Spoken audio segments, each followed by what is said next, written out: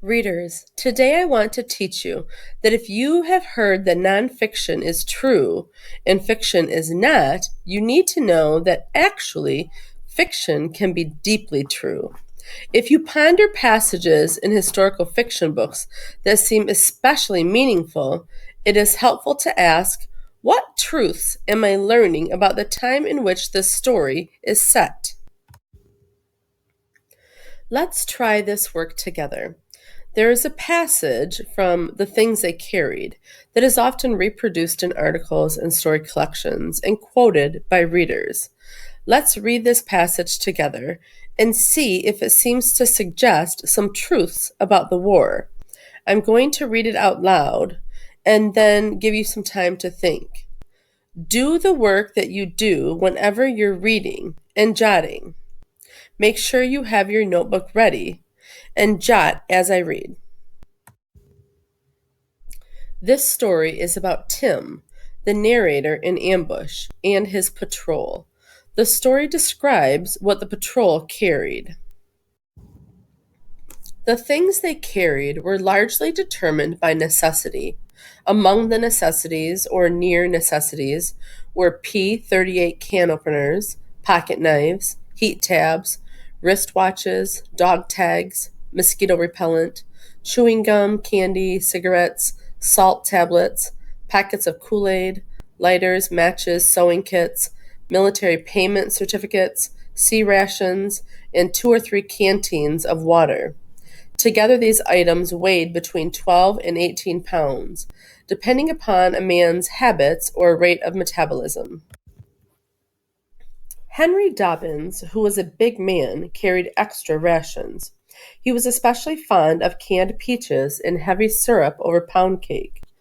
Dave Jensen, who practiced field hygiene, carried a toothbrush, dental floss, and several hospital-sized bars of soap he'd stolen on R&R in Sydney, Australia.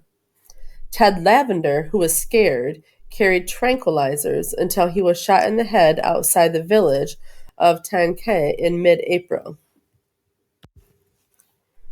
By necessity, and because it was SOP, they all carried steel helmets that weighed 5 pounds, including the liner and camouflage cover.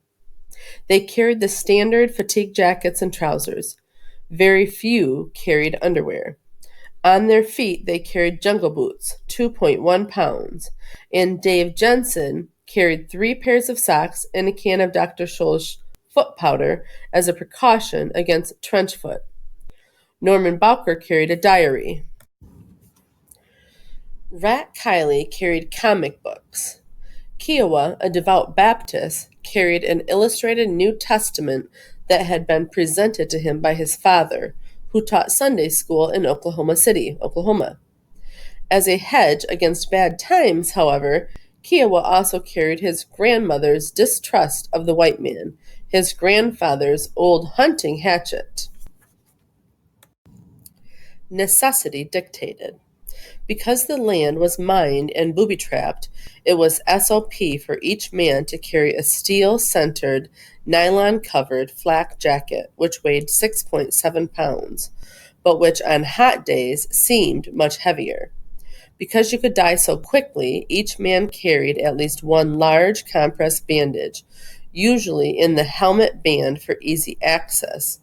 Because the nights were cold and because the monsoons were wet, each carried a green plastic poncho that could be used as a raincoat or ground sheet or makeshift tent.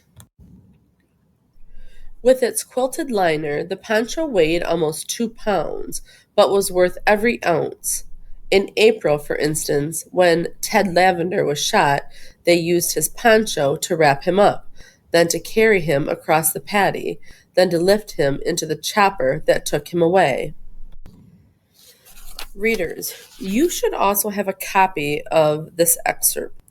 Go ahead and take a few minutes, pause the video, and jot your thinking about what I just read.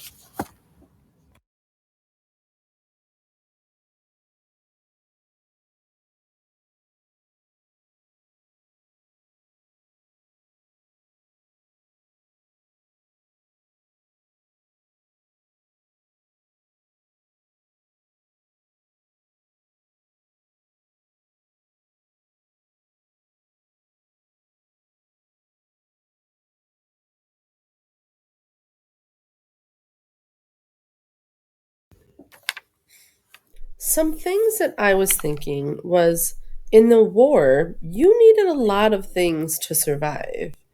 And the stuff that soldiers carried said a lot about them.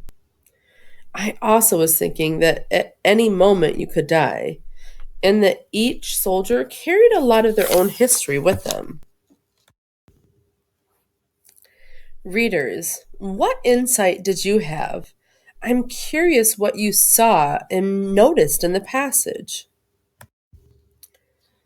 You may have noticed that some soldiers seem pretty unhappy in the war,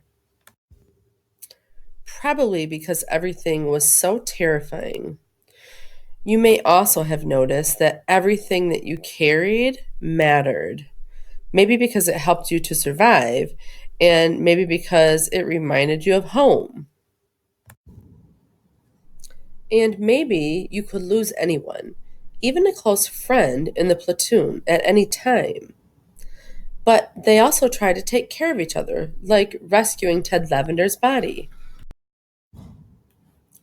Readers, what we just did, studying a passage and considering what truths it might have to offer about a time period, that is something you can always do when you are reading historical fiction. In fact, it's a technique you'll probably find helpful as readers in any kind of fiction. Jotting notes, like we did today, can really help to solidify your thinking. Now it's your turn. Go back to the lesson platform for the next activity to try this work in your book.